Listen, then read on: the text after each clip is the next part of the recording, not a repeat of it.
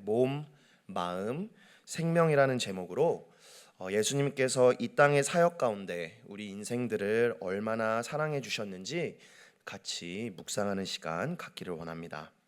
제가 예전에 섬기던 교회에서 제가 유초등부를 오랫동안 섬겼습니다. 유초등부에서 섬길 때 같은 교회 중고등부 수련회 강사로 도와드렸던 적이 있었습니다. 그때 당시에 중고등부 교육자가 저랑 굉장히 친했던 대학 동기였기 때문에 어제 또 같이 이야기를 하면서 수련회 준비를 같이 도왔었는데 한 가지 이야기를 했던 것이었습니다. 중고등부 수련회를 기획을 하면서 중고등부 학생 리더들이 직접 Love God, Love Others, 그러니까 하나님을 사랑하고 이웃을 사랑하자라는 주제로 수련회를 직접 기획하도록 본인들이 그 주제를 하고 싶다라고 그 전도사님께 이야기를 했다라는 것이었습니다. 그래서 그 얘기를 하시면서 그 전도사님의 그 꿀 떨어지는 그 눈빛을 보면서 저도 너무 기특하고 대견하더라고요. 어떻게 그 학생들이 성경의 핵심 주제, 예수님께서 율법을 요약하셨던 딱 그 두 문장으로 수련회를 기획할 수 있을까? 그러면서 저도 너무 영광스러운 자리로 이렇게 섬길 수 있어서 너무 감사했던 기억이 있습니다. 그 당시 이제 중고등부 전도사님이 수련회 중에 한번 설교를 오전 세션에 한번 설교를 부탁하시면서 수련회 주제는 말했듯이 Love God, Love Others라는 주제인데 약간 번외편으로 Love Yourself라는, 그러니까 너 스스로를 사랑해야 된다라는 내용으로 설교를 해줄 수 있느냐라고 부탁을 하셨었습니다. 그러면서 학생 리더들이 직접 Love God, Love Others를 잘 하려면, 하나님을 사랑하고 이웃을 사랑을 잘 하려면 마태복음 22장 39절에 나온 것처럼 내 이웃을 네 자신같이 사랑하라라고 했으니까 우리도 하나님 방식대로 스스로를 사랑하는 방법을 또한 알아야 되지 않을까요? 라고 얘기를 했다라는 것입니다. 너무 기특하지 않습니까? 그래서 저는 너무 기특해서 와, 대단하다, 부럽다 라는 생각을 했었습니다. 그리고 그 수련을 제가 동행하고 강사로 섬기면서 제가 오히려 은혜를 받았던 기억이 납니다. 그런데 여기서 반전은 그들의 Love Yourself라는 그 아이디어가 사실은 BTS 노래 네, 제가 한국 제목은 제가 기억이 안 나는데 하여튼 그 BTS 노래 중에 Love Yourself라는 곡이 있어서 그때 당시에 BTS가 굉장히 핫했기 때문에 그 얘기를 했다라는 후문을 나중에 들었지만 뭐 제가 설교 준비할 때는 또 열심히 참 그런 은혜스러운 마음으로 준비했던 기억이 납니다. 그러면서 이제 스스로를 사랑하는 성경적인 방법은 무엇일까?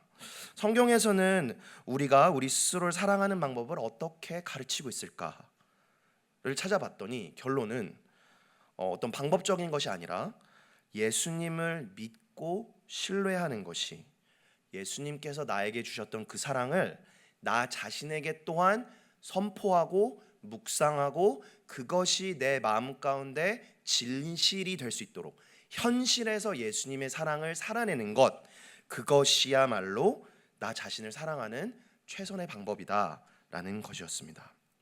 그러면서 오늘 본문은 예수님께서 우리 인생들을 얼마나 사랑해 주셨는지, 그리고 하나님 아버지의 그 놀랍고도 크레이지한 사랑을 예수님의 사역과 생애 가운데 보여주셨는지 오늘 본문은 알려준다라고 저는 생각을 합니다. 왜냐하면 오늘 본문은 예수님께서 한 여인의 몸을 회복시켜 주셨고 또한 한 아이의 생명을 부활로 돌이켜 주셨습니다.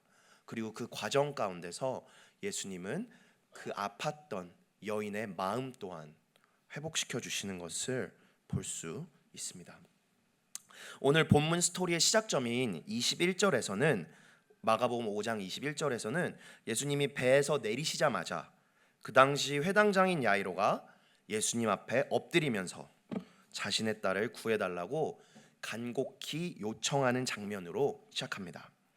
그 당시 유대인들의 문화권에서 회당장이라는 의미는 그 도시에서 존경받고 리더로 사람들이 생각하는, 어떻게 보면 지금으로 따지면 시장 혹은 시의원 혹은 큰 교회의 목사님 같은 인물이었습니다. 그 당시에는 종교와 정치가 혼합이 되어 있었기 때문에 그렇게 이해할 수 있을 것 같습니다. 그런데 그런 나름 높은 지위에 있던 야이로가 예수님 발 앞에 절박하게 엎드리면서 저의 딸이 죽어가고 있습니다. 응급 상황입니다. 살려주십시오. 위독하다고 그렇게 간청하는 장면으로 오늘 본문의 스토리는 시작합니다. 그리고 그 간청을 들으신 예수님은 야이로를 따라가십니다. 야이로의 죽어가는 딸을 살리시기 위해. 그러한 배경 속에서, 그러한 스토리 속에서 오늘 본문은 이 한 여인에게 집중합니다.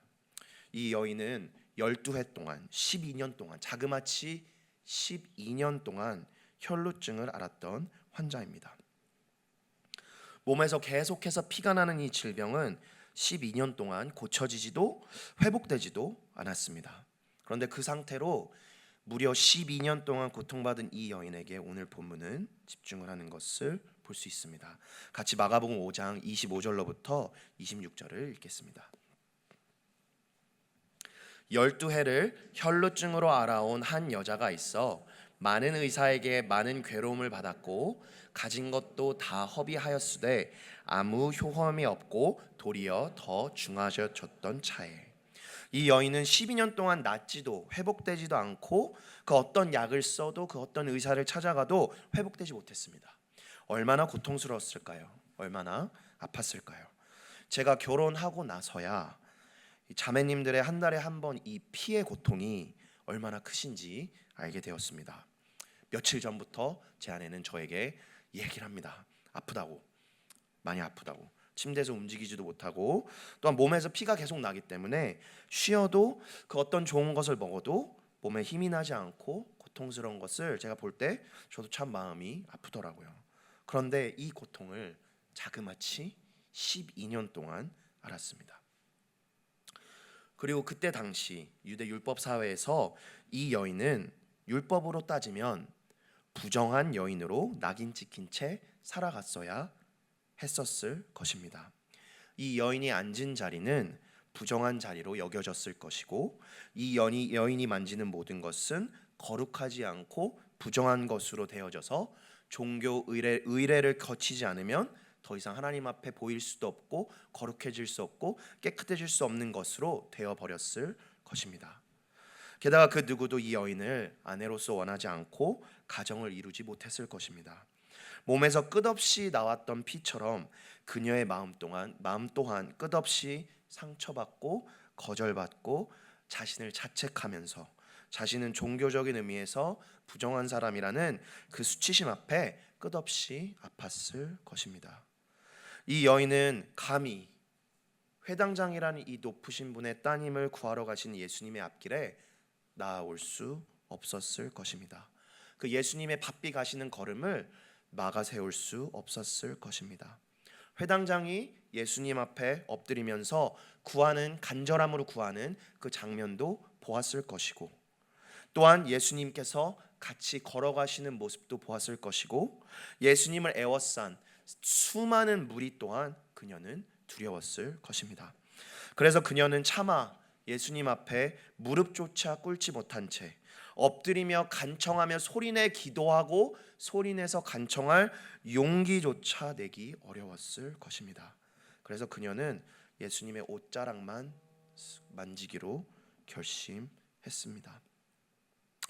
예수님의 옷자락에 손만 대어도 나을 수 있을 거야 라는 믿음으로 그녀는 살짝 지나가시는 예수님 옷에 손을 대었을 것입니다. 27절과 28절 말씀 읽겠습니다. 예수의 소문을 듣고 무리 가운데 끼어 뒤로 와서 그의 옷에 손을 대니 이는 내가 그의 옷에만 손을 대어도 구원을 받으리라 생각함일러라.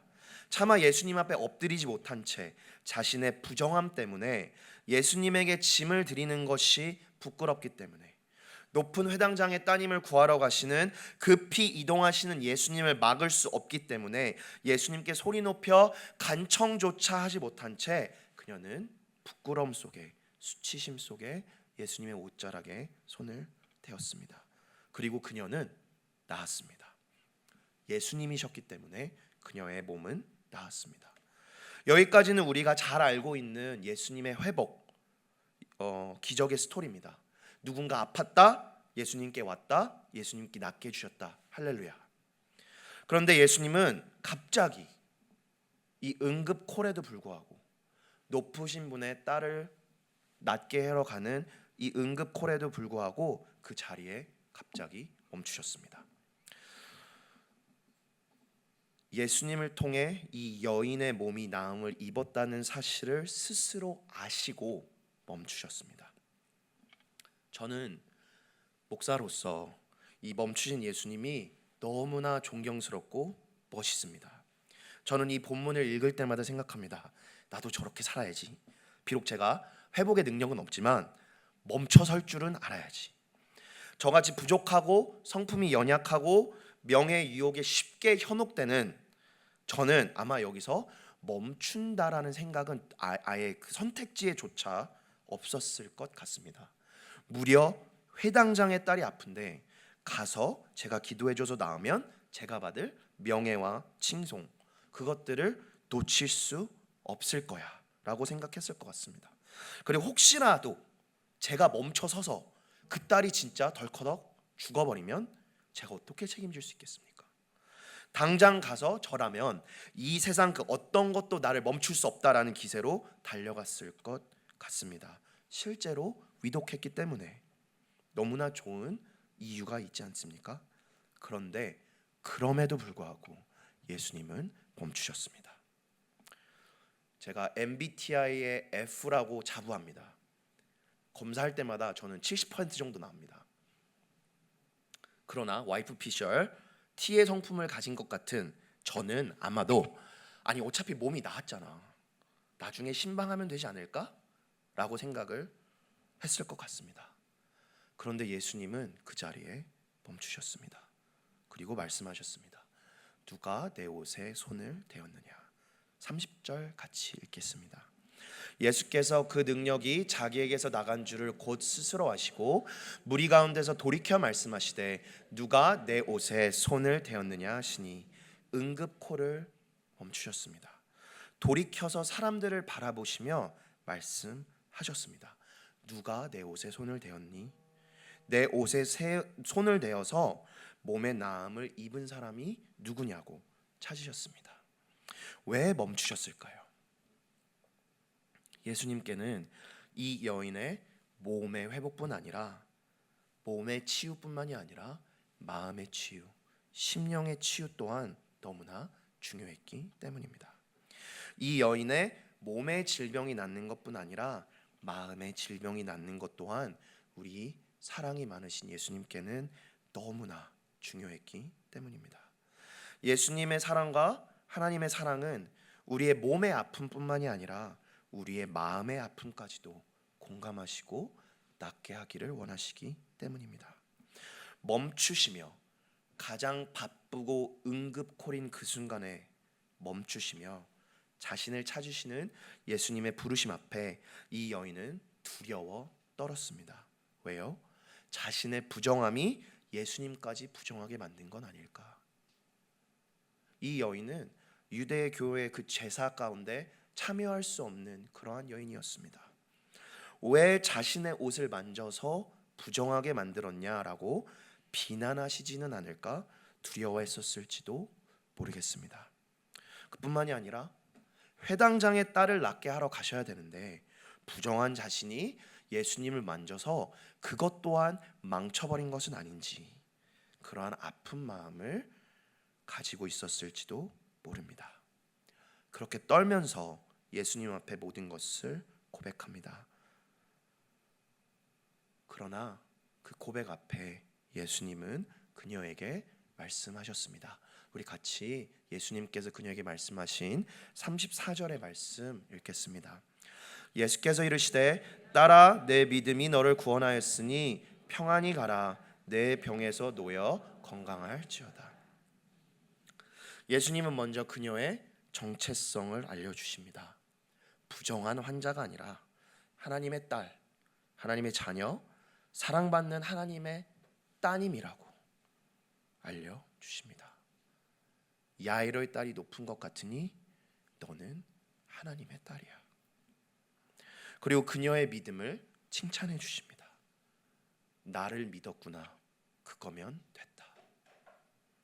너의 아픔, 너의 부정, 너의 수치심 모두 다 내가 포용하고 안아줄게. 그리고 평안히 가라. 내 병에서 놓여 건강하라 라고 이야기하셨습니다. 이 병이라고 번역된 이 단어는 원문으로 보게 되면 고통이라는 뜻을 가진 마스티스라는 단어입니다. 그런데 이 마스티스라는 단어는 마스티고라는 또 다른 단어로 변형이 되게 되는데, 이 단어는 또한 고통이라는 뜻도 있고 질병이라는 뜻도 있지만 채찍이라는 뜻도 있습니다. 그런데 이 채찍이 어떤 채찍이냐면 예수님께서 십자가 달리시기 직전 맞으셨던 40대의 채찍이 바로 이 채찍입니다. 그 채찍이 너무나 고통스러웠기 때문에 그 당시 로마 사람들은 이 채찍을 질병 채찍, 고통 채찍이라는 단어가 붙었었습니다.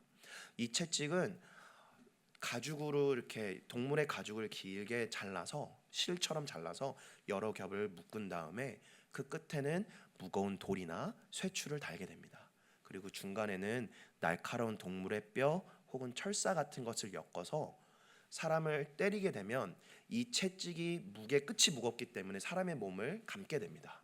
그리고 그것을 그냥 빼주는 것이 아니라 잡아당기면 어떻게 될까요? 살점이 뜯겨져 나가고 너무나 고통스러운 그러한 채찍이었습니다.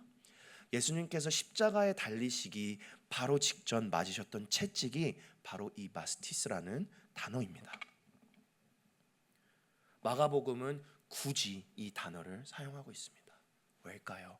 저는 감히 생각하건대 너의 고통, 너의 그 살점이 찢겨져 나가는 것 같고 너의 마음이 찢어져 나가는 것 같은 그 고통 가운데서도 내가 대신 너 대신 그 채찍을 맞겠다. 그러니까 너는 아프지 마렴. 너의 고통, 너의 수치, 너의 질병, 너의 죽음까지도 내가 대신 맞을 테니 너는 이 채찍에서 자유하라 라고 말씀해 주신 것 같습니다. 몸은 회복되었을지라도 그녀의 마음은 여전히 자신을 채찍질하고 있지는 않았을까요?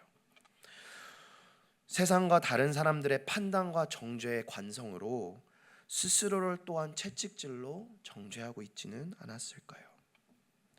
이러한 채찍의 고통 가운데, 이러한 수치 가운데 예수님께서는 그녀를 만나 주셨습니다. 그리고 또한 우리에게 말씀해 주신다라고 저는 생각합니다. 우리의 몸뿐만이 아니라 부활 영생뿐만이 아니라 이 중간 과정 가운데 우리의 마음에 있는 수많은 상처와 고통, 때로는 하나님께서 우리의 기도 제목을 들으시지 않는 것과 같은 그 침묵 가운데 고통하며 몸부림치며 기다리는 그 순간 가운데 하나님 어디 계세요? 라고 물어보는 그 순간 가운데 어쩌면 예수님께서 내가 너 대신 너의 모든 죄와 고통과 아픔을 가져갈 테니 너는 자유해라 라고 말씀하시는 것 같습니다. 너무나도 아름다운 모습입니다. 그런데 오늘 본문, 우리가 읽은 오늘 본문의 마지막 구절에서는 예수님께서 이 여인의 마음을 회복시켜 주시는 이 아름다운 상황 가운데 또 다른 문제를 툭 하고 던져줍니다. 선생님, 괴롭게 하실 필요가 없습니다. 회당장님, 당신의 따님이 방금 죽었습니다. 사실 이 야이로의 마음도 저는 한번 살펴보고 싶습니다. 너무나도 아름다운 이 회복과 마음을 만져주시는 예수님의 이 사역 가운데 야이로의 마음은 한편에선 타 들어가고 있지 않았을까요? 내 딸이 죽어가고 있는데, 예수님 내 딸도 죽어가고 있어요. 왜 저 사람은 저렇게 은혜 받고 치유받고 회복받는데 하나님 내 딸은요? 예수님 내 딸은 어떡하죠? 라는 그 차마 말은 못하겠고 그 속에서 그 애끓는 마음이, 아빠로서의 그 애끓는 마음이 야이로에게도 있지 않았을까요? 그런데 그 상황 가운데 야이로의 믿음이 무너지는 소리를 무너질 만한 그 소식을 듣게 됩니다. 당신의 딸이 죽었습니다. 제가 교구 사역을 시작하고 배움의 과정 가운데 가장 마음이 무겁고 아픈 것들은 우리 교우님들, 환우분들의 소식을 들을 때, 그리고 또한 장례 소식을 들을 때인 것 같습니다. 치유를 위해서 정말 기도하고 바라고 우리 매주 금요일마다 새벽 기도 때마다 환우분들과 그 가족분들을 위해 기도는 하고 있지만, 때로는 그 치유가 어떤 분들에게는 일어나지 않는 것과 같은 그런 모습이 보일 때 사역자로서, 목사로서 정말 마음이 어떻게 해야 될지 모르겠을 때가 있습니다. 제가 오늘 본문의 예수님처럼 가서 이렇게 하면 나음을 드릴 수 있는 것도 아니고, 기적으로 회복해 드릴 수 있는 것도 아니고, 기도를 하면서도 조심스러운 마음에 전화를 드리고 이 어줍지 않은 말로 기도로 이게 정말 위로를 드리는 마음도 정말 안타깝고 그러한 생각이 들 때가 있습니다. 그런데 참 많은 경우에 저와 같이 부족한 많은 이 목사의 연약한 믿음과는 달리 많은 성도님들께 전화로 기도드리고 연락을 드리면 오히려 너무 담대하게 믿음으로 하나님을 신뢰하신다고, 오히려 하나님께 이번 일을 통해서 감사할 기도가 생겼다고, 심지어 장례식 마지막에 하관 예배를 드리는데 그 중에서 감사하다라고 고백을 하시는 그런 성도님을 뵐 때 저는 한없이 부끄러우면서도 우리 성도님들의 마음을 하나님께서 얼마나 귀하게 보실지 정말 열심히 하자라는 다짐을 하게 되는 것 같습니다. 그러나 아까 제가 말씀드렸다시피 하나님께서 침묵하시는 것 같을 때, 왜 저쪽에는, 왜 저 가정에는 그러한 하나님 은혜를 주시고 회복을 주시는 것 같을 때 왜 우리의 삶에, 나의 삶 가운데는 이러한 회복이 없을까? 왜 나는 그러한 기적을 맛보지 못할까라고 하는 이 아픔 가운데 오늘 본문은 그 핵심을 이야기하는 것만 같습니다. 이 야이로의 마음이 어땠을까요? 무너져 내리는 것 같은 이 소식을 들었을 야이로에게 예수님은 말씀하셨습니다. 제가 읽어드리겠습니다. 5장 36절입니다. 예수께서 그 하는 말을 곁에서 들으시고 회당장에게 이르시되 두려워하지 말고 믿기만 하라. 두려워하지 말고 믿기만 하라. 그러고 나서 예수님은 그 응급콜에 마저 응답을 해주십니다. 여인의 몸과 마음을 치유하신 예수님은 결국에는 부활의 기적까지 이날 보여주시게 되는 것을 우리는 5장 후반부에서 알 수 있습니다. 그렇다면 왜 우리에게는 부활을 보여주지 않으실까요? 라는 질문이 저에게 있었습니다. 왜 저의 삶 가운데는 그러한 놀라운 기적이 보이지 않을까요? 적어도 야이로의 딸은 부활했잖아요 라는 이러한 생각을 하고 있을 때 예수님께서 저에게는 말씀을 해주시는 것 같았습니다. 혜인아, 너가 받은 부활이 야이로의 딸이 받은 부활보다 더 영원하지 않니? 너가 천국에서 누릴 너의 부활과 천국의 영생이 이 땅에서 야이로가 누리고 야이로의 딸이 받은 그 놀라운 부활의 기적보다 더 중요하지 않니? 이 너무나 왜 우리에게는 역사를 주지 않으시는가? 왜 우리에게는 치유가 없는가라는 이 고통스럽고 하나님께서 침묵하시는 것 같은 이 아픈 질문 가운데 오늘 본문은 예수님의 사랑을 보여주시는 것 같습니다. 몸, 마음, 그리고 영원한 생명.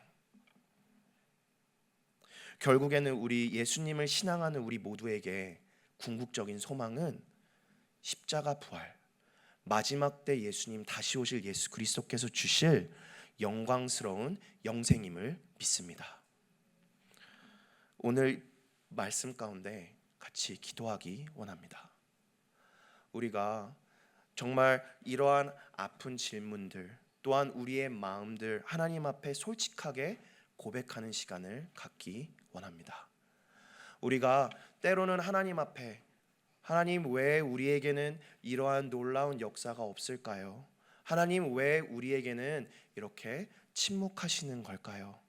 때로는 이렇게 질문할 때가 있습니다. 그리고 또한 정말 마음 아픈 것 중에 하나는 정말 많은 무신론자들, 제가 공부했던 그런 신학 쪽에서 공부했던 많은 무신론자의 유명한 분들이 결국에는 자신의 가족의 죽음을 보고 하나님은 존재하지 않는다라는 결론을 내린 채 그렇게 그런 수많은 무신론에 관한 책들을 썼던 것들을 볼 때 정말 오늘의 이 질문이 너무나도 무겁고 어렵지만 결국 예수 그리스도의 부활만이, 예수 그리스도께서 우리에게 주신 영생이 그 어떤 이 땅의 문제와 아픔과 고통과 질병보다도 더 크고 놀라우심을 믿습니다. 아멘. 찬양팀 올라와 주시면 감사하겠습니다. 우리 같이 받은 말씀 가운데 기도하는 시간 갖기를 원합니다.